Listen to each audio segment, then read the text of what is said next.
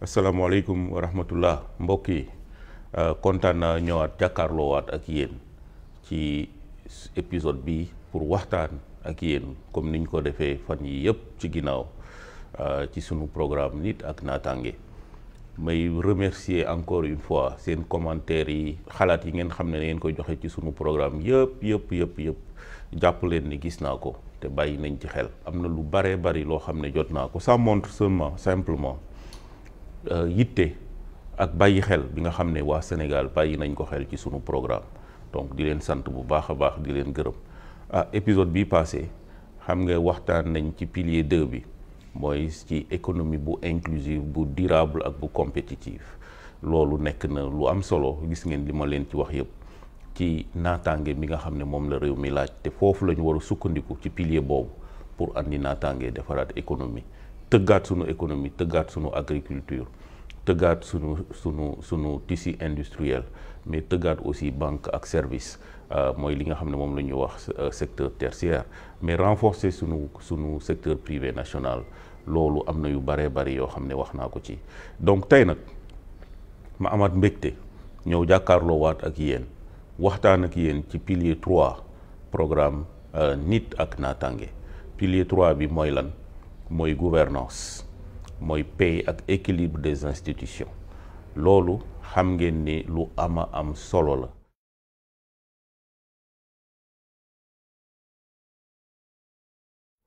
tey fi réew mi toll defe naa ne nekk na pilier boo xam ne waa Sénégal yépp ñu ngi xool di xaar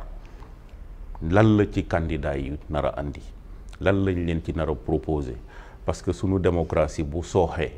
ci foofu la gën a sooxee donc tey ma bëgg a waxtaan ak yéen ci loolu gouvernance mooy lan lañ ci fas yéene tëgg bu ñu sénégalais yi wóoloo lan mooy équilibre des institutions bi nga xam ne jàpp nañ ne ci réew mi dafa sooxe état de droit bi nga xam ne dañ ko war a taxawal ci réew mi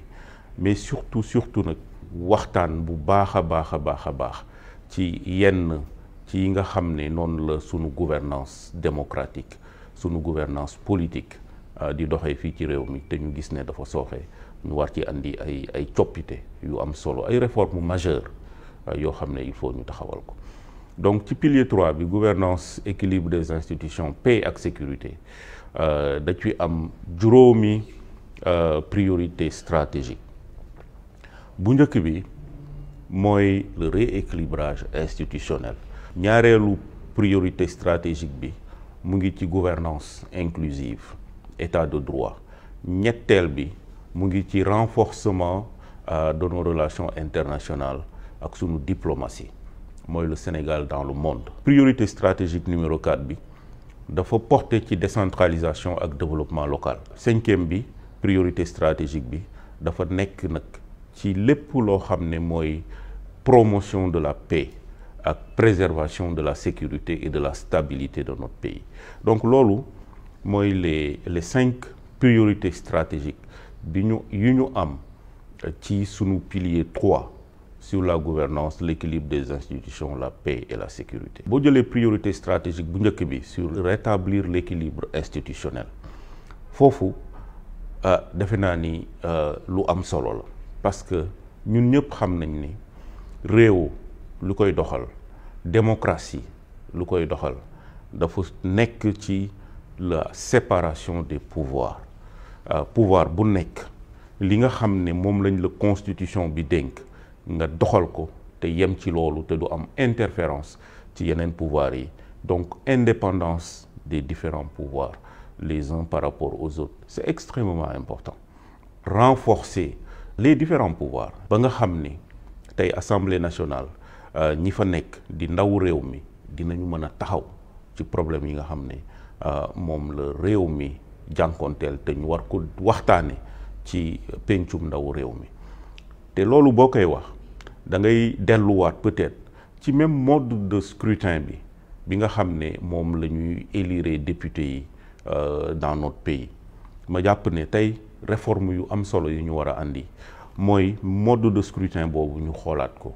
jàpp naa ne war nañu sax waxuma la rek li nga xam ne noonu lay demee répartition bi nga xam ne moom la ñu war a def entre proportionnel bi ak ñi nga xam ne ñoom la ñuy élire ci liste nationale bi mais jàpp naa ne war nañu dem ba yegg tey ci scrutin boo xam ne uninominal lay nekk ce qui veut dire quoi ce qui veut dire que député bi day dem dagaan baatu askan bi auprès de sa communauté buñ ko élire auprès de sa communauté su boobaa mu mën a taxawu askanam bu baax a baax à l'Assemblée nationale loolu ay xalaat yu am solo la yoo xam ne ñun bëgg nañu député bi renforcer sa représentativité renforcer sa légitimité par rapport ñi nga xam ne ñooñu lay représenter à l'Assemblée nationale tey ni mu demee boo xoolee liste nationale bi c'est pratiquement 60% des députés qui sont élus à l'Assemblée nationale proportionnel bi au niveau départemental ça représente peut-être 40% mais ma jàpp ne am na coppite yoo xam ne war nañ ko def foofu ba gën a renforcer légitimité bi nga xam ne moom la député bi war a am à l'Assemblée nationale loolu benn la mais leneen li aussi mooy fexe ba renforcer les moyens de travail des députés à l'Assemblée nationale pour que ñu mën a def seen liggéey bi nga xam ne moom la leen constitution bi dénk mooy saytu ni nga xam ne noonu la gouvernement bi di doxale évaluer les politiques publiques yi nga xam ne aussi moom la ñuy tëral mais surtout contrôler l'action du gouvernement et loolu pour nga def ko dafa am loo xam ne dafa war ci député bi pour mu mën ko taxawee ñu renforcer les moyens te député yi damay wax ni bu ñu bëggee ñu def seen liggéey ni mu waree il faut absolument que ñu mën a toftal leen ay assistants parlementaires ci domaine bu nekk parce que damay wax ni ministre bi bu ñëwee à l'Assemblée nationale dafay ànd ak ay experts am ci différentes commissions yi nga xam ne dañ ciy jaar aussi pour défendre seen ay budget pour défendre seen ay projets de loi dañuy ñëw ak ay experts bu fekkee ne député bi nga xam ne dafa war a contrôler l'action du gouvernement évaluer les services publics il n'est pas ou elle n'est pas outillé pour faire ce travail-là daanaka li ñuy réew mi li peuple bi di xaar ci député boobu du ko mën a matale donc ma jàpp ne comme yeneen réew yi yenn grande démocratie yi ni ñu koy defee war nañu fexe sunu député yi ñu mën leen a outiller gën leen a renforcer en termes de formation en termes d'accompagnement donc ma jàpp ne incha allah ñun assistants parlementaires yi nga xam ne député yi daañu ko soxla exécutif bi en tout cas ñun bu ñu ñëwee dinañu fexe député bu ci nekk li nga soxla ci ay assistants parlementaires ñu mën ko jël en charge pour ñu mën la jàppale ci liggéey bi nga xam ne moom nga war a def le contrôle de l'action gouvernementale mais surtout aussi ci évaluation des politiques publiques. am na yeneen coppite du ma ci xuus trop mais bu ngeen demee ci programme bi di ngeen ko mën a gis li nga xam ne loolu la ñu bëgg a tëggee assemblée nationale ba mu nekk assemblée nationale bu mucc ayib mais boo xam ne aussi député yi dinañu mën a représenter askan wi xam li nga xam ne moom la askan wi soxla ñu mën ko défendre bu baax a baax a baax a baax beneen bi mooy le pouvoir judiciaire alors ma jàpp ne tey réew mi li fi gën a sooxe en tout cas nekk na confiance bi nga xam ne tey sénégalais yi war am nañ ko ci justice bi loolu nag jàpp naa ne il faut ñu taxaw ci parce que dañu jàpp sénégalais yu baree bari dañu jàpp ne exécutif bi day dugal loxoom trop ci justice bi loolu je pense que am na ay saafara yoo xam ne war nañ ko ci andi li njëkk première réforme bi en tout cas bu ma engagé wu man Aliou Mamadou Dia mooy bu ma nekkee président de la République je ne serai pas le président du Conseil supérieur de la magistrature te loolu lu am solo la parce que dama gëm ni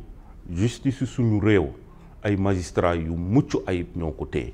ay nit yoo xam ne c'est des personnes de valeur c'est des personnes compétentes yoo xam ne mën nañu liggéeyal Sénégal loo xam ne lu am solo lay doon te soxlawul exécutif di ci insérer wu pour wax leen defe leen nii wala defe leen lii parce que nag jàpp naa ne ñoom ñoo ñu gën a bëgg Sénégal ñoom ñoo ñu gën a bëgg stabilité wu réew mi te képp kuy liggéey bëgg nga sa liggéey nga def ko d'une manière transparente indépendante d'une manière boo xam ne sénégalais yëpp daañu ci kontaan donc ñun dinañ dooleel justice bi ba nga xam ni dinañu mën a liggéey bu am solo dinañu mën a recréer cette confiance là qui manque aujourd'hui entre le citoyen et la justice mais di wax ni loolu pour mu nekk il faut que à la tête du Conseil supérieur de la magistrature ñu bàyyi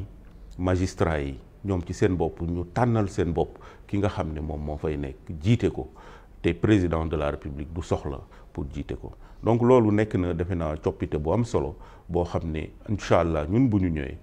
indépendance de la justice moom dinañ ci taxaw te dina nekk bu soobee yàlla. te d'ailleurs boo xoolee même la charte de la bonne gouvernance des assises c'était une recommandation majeure boo xam ne jàpp nañ ni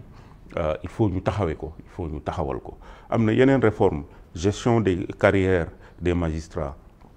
dooleel leen jox leen outils yi nga xam ne yëpp moom la ñu soxla mais pas rek magistrats yi mais ñi nga xam ne dañuy ŋànk justice bi yëpp greffier yi ak tout le monde ñu mën a toog ak ñoom mën a xool effectivement li nga xam ne moom la ñu soxla pour servir sénégalais yi ñu yombal ko. mais surtout aussi di wax booy wax justice di nga wax ci détention yi détention yu yàgg yi yooyu yëpp nekk na yoo xam ne jàpp naa ne dañ ko war a taxawee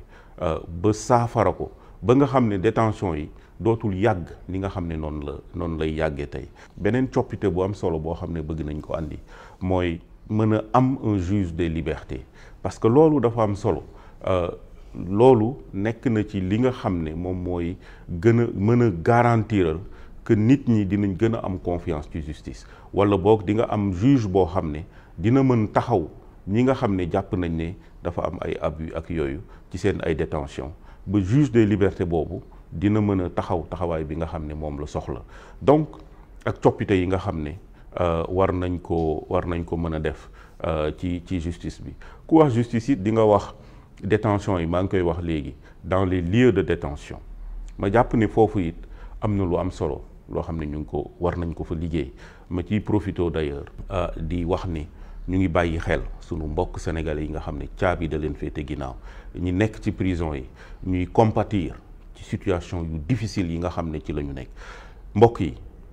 gis ngeen ni sunu prison yi les conditions de détention sont déplorables. mënuñu am des sénégalais ay doomu réew mi ñu leen détenir dans les prisons ci conditions yu déplorables. ñun ñëpp gis nañ les images gis nañ li nga xam ne moo xew ci prison yi jaaduwul. c'est une violation flagrante des droits de l'homme te loolu il faut ñu taxaw ci bu baax a baax a baax. nit ñi dama bëgg ñun bu ñu ñëwee au pouvoir les lieux de détention ñu fexe ba mu nekk loo xam ni nit ñi même bu ñu leen téye dinañ leen téye dans des conditions humaines dans des conditions yu jaar yoon yu jaaduwul ñu jël benn cellule wala benn néeg def fa 100 personnes jaaduwul. donc loolu am na loo xam ne war nañ ko liggéey war nañ ko ci def te ñun incha allah dinañu assainir les prisons parce que c'est important parce que ay sénégalais ñoo fa nekk parce que rek dañu am tolof waruñu leen a teg loo xam ne jaaduwul. donc loolu muy nekk loo xam ne en tout cas ci réforme en profondeur bi nga xam ne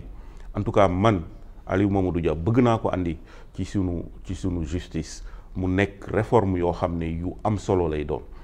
te nag ñu bañ a yem rek des réformes de surface mais ñu toog def ou des assises yoo xam ne dañuy xool bu baax a baax ak ñi nga xam ne ñoo ŋànk secteur boobu lan mooy problème yi ak lan la ñu war a def pour que sunu justice nekk une justice boo xam ne bu mucc ayib lay doon boo xam ne dina recréer la confiance des Sénégalais mais aussi les lieux de détention ñu assainir ko mais aussi ñu mën a rapidement ñi nga xam ne dañ leen téye te ñu war leen a juger rapidement ñu créer conditions yi nga xam ne dinañ leen juger te duñ fa yàgg ñu xam bu baax a baax ci li nga xam ne ci la ñu nekk. vraiment may masaw bu baax a baax sunu mbokk détenus yi sunu mbokk sénégalais yi nekk ci prison yi di leen wax ni xam naa seen situation xam naa li ngeen di dund ci prison yi incha allah bu ñu ñëwee am na lu ci bari loo xam ne incha allah dinañ ko saafara bu baax a baax mais ku wax aussi les lieux de détention ku wax justice di nga wax aussi les gardes pénitentiaires ñun ñëpp xam nañ conditions yu difficiles yi nga xam ne ci la ñuy liggéeyee ñun ñëpp gis nañ de temps en temps ñoom aussi dañuy am ay mouvement dem grève parce que jàpp nañ ni ñi nga xam ne noonu la ñu war a liggéeyee conditions yi ñu soxla pour liggéey bu mucc ayib conditions yi dajewul. donc loolu it may leen di masawu di leen wax ne bàyyi nañ leen xel bu baax a baax incha allah ci sunu programme am na pàcc bu am solo boo xam ne réserver nañ leen ko pour améliorer seen ay conditions de vie mais formation bi ci ni nga xam ne noonu lañ leen di recruter ak yooyu bëgg nañ aussi liggéey ci bu baax a baax a baax a baax mais pour ñoom aussi seen sécurité c'est très très important bëgg nañ aussi ànd ak ñoom ñu liggéey ci. beneen point bi ci toujours rétablir l'équilibre des institutions mooy diminuer les pouvoirs du président de la République loolu Sénégal ñëpp a ngi koy wax man nag ma jël engagement ne am na lu bari loo xam ni ci loolu bëgg nañ ci toog xool ko. Première chose mooy président de la République nekk président mais nekk aussi président de parti wala secrétaire général de son parti. La charte de la bonne gouvernance des assises wax na ko muy une recommandation forte képp koo xam ne nekk nga président de la République war nga mën a décharger wu ci charge président de parti. Man nag ma jàpp ne je suis un parfait exemple boo xam ne je suis candidat à l'élection présidentielle.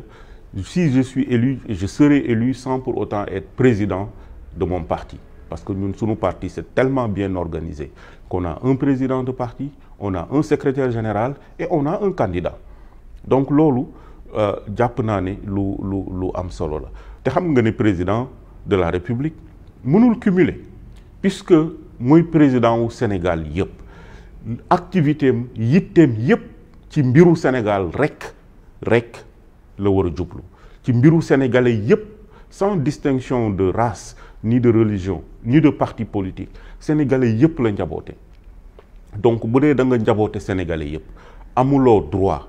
ni fii laa far wala fële laa far. Évidemment politique la mais am na loo xam ne taxawaay boo xam ne wala njaaxaanaay boo war a tëddee ba sénégalais yépp ñeme la ba sénégalais yépp war a mën a am ci yow accès wala lu leen naqari nga war ci mën a taxaw saafara ko te duñ ne kat yow bi ngay saafara wala bi ngay jël décision da nga sóoraale sa propre sa intérêt wu parti au détriment des autres. Donc loolu nekk na aussi loo xam ne lu am solo la mais ma jàpp it aussi ne président de la République am na yoo xam ne daanaka soxlawul mu di ci sonn parce que am na ñeneen ñu ko mën a defal. la may wax ne nomination yi par exemple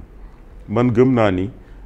président soxlawul nommé à tous les postes civils et militaires am na yenn postes civils yoo xam ne jàpp naa ni war nañ ko mën a pourvoir ci appel à candidature. loolu dafa am solo bu fekkee ni am na ay postes yu stratégique yoo xam ni sénégalais yi dañu soxla occuper fonction yooyu soxlawul président di wër wala di xool ci biir parteem wala ci biir ñu mu àndal pour nommer leen.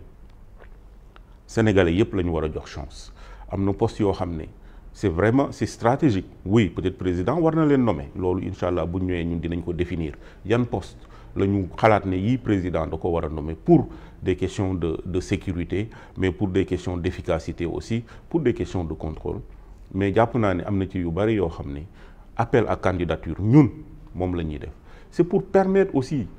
aux Sénégalais qui sont à l'étranger et qui vivent ici au Sénégal, qui ont les capacités de pouvoir occuper ces fonctions-là, de pouvoir candidater et d'occuper ces fonctions-là, parce que am nañu mérite bi, parce que am nañu expérience bi, parce que am nañu étoffe bi nga xam ne dinañu mën a liggéeyal Sénégal te du nekk une nomination politique.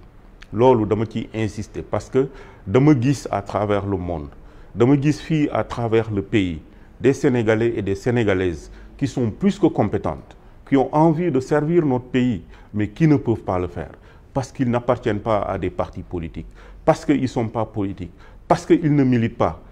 Quand il s'agit de nommer, personne ne pense à eux. Et je pense que loolu jaaduwul. Il faut qu'on arrive à donner les conditions,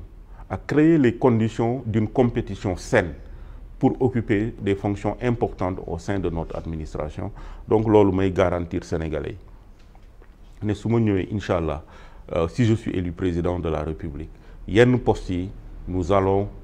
les ouvrir par appel à candidature. Nous allons mettre en place une commission indépendante qui va sélectionner les meilleurs Sénégalais dans le monde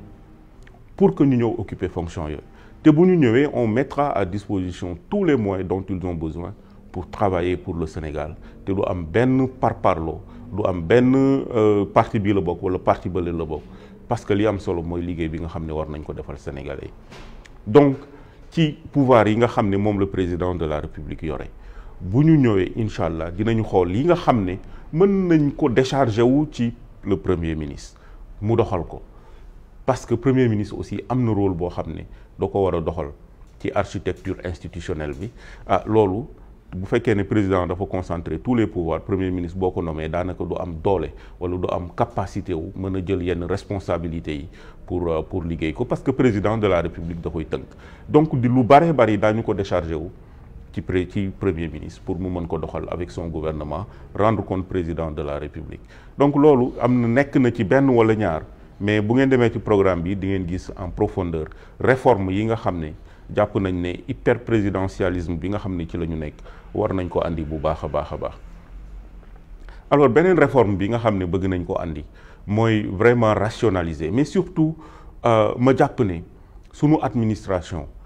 publique war nañ ko gën a renforcer war na nekk une administration performante et une administration compétente j'en profite d'ailleurs pour rendre un hommage à tous les fonctionnaires de l'administration du Sénégal c'est des personnes yoo xam ne ils travaillent d'arrache-pied pour servir notre pays ñu ameel leen njukkal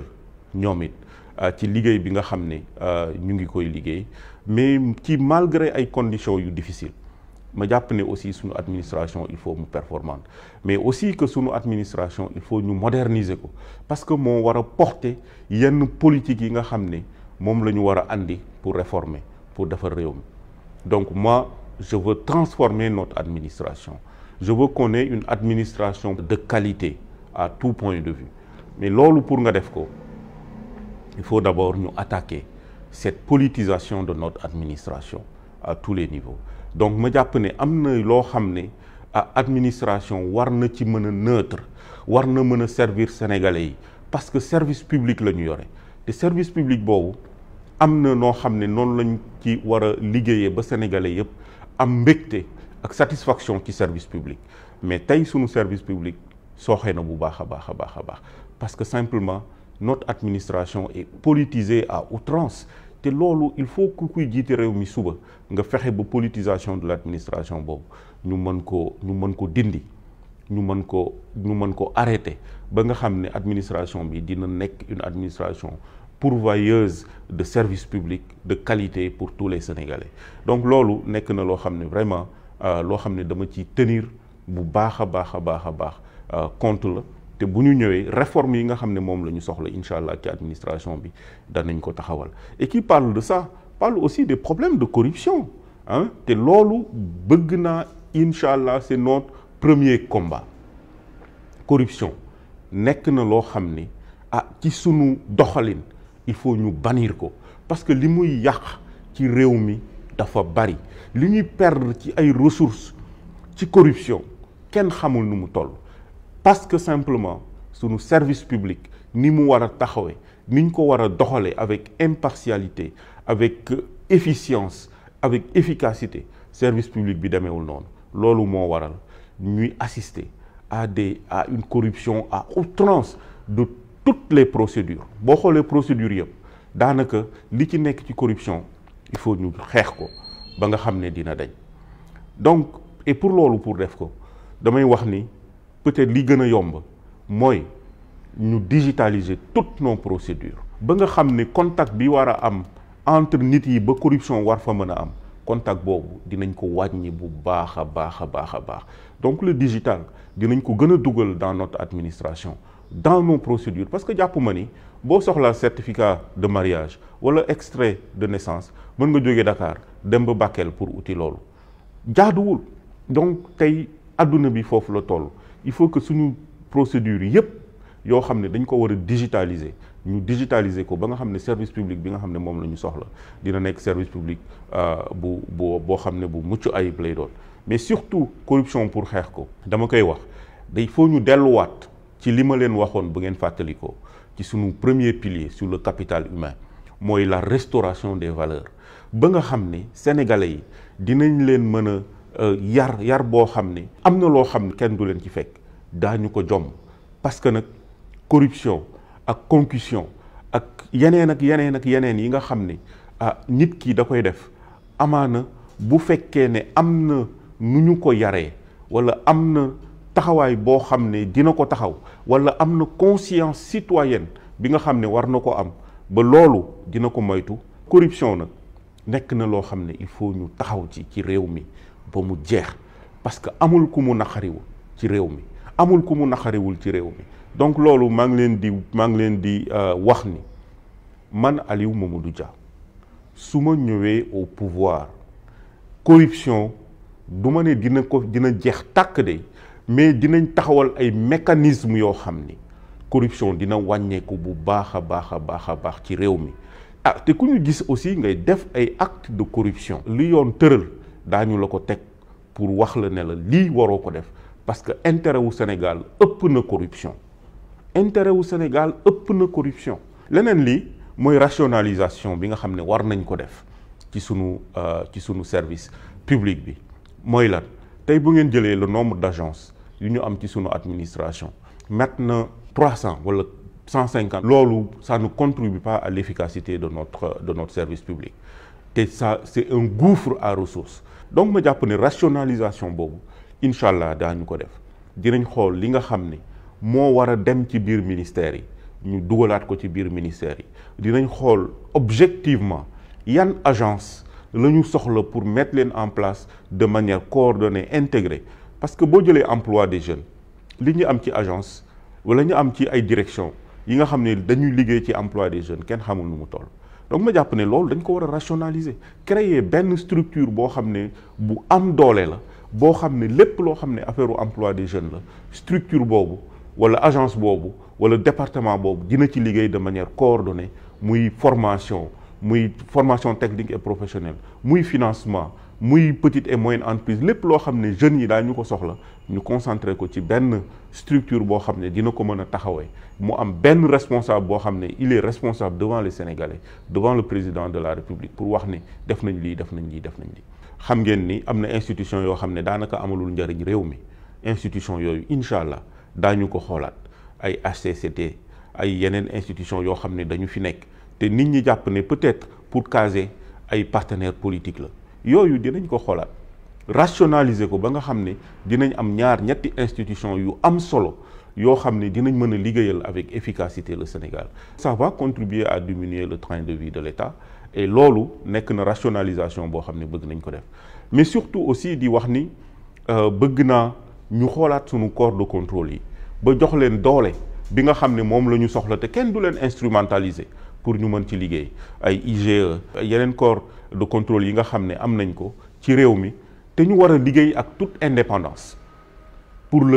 l'intérêt supérieur du Sénégal ñoo corps de contrôle yooyu nag ak les institutions de régulation bëgg naa aussi ñu xoolaat ko gën ko réorganiser ba nga xam ni li Sénégalais yi di xaar ci ñoom pour ñu def ko daañu ko def gëmuma ni li président di xaar ci ñoom lañ bëgg ñu def ko mais li Sénégalais yi di xaar ci ñoom te loi tëgg ko ñu ne leen lii lañ bëgg ngeen doxal loolu la ñu bëgg aussi xool ko bu baax a baax pour l'intérêt supérieur de la nation.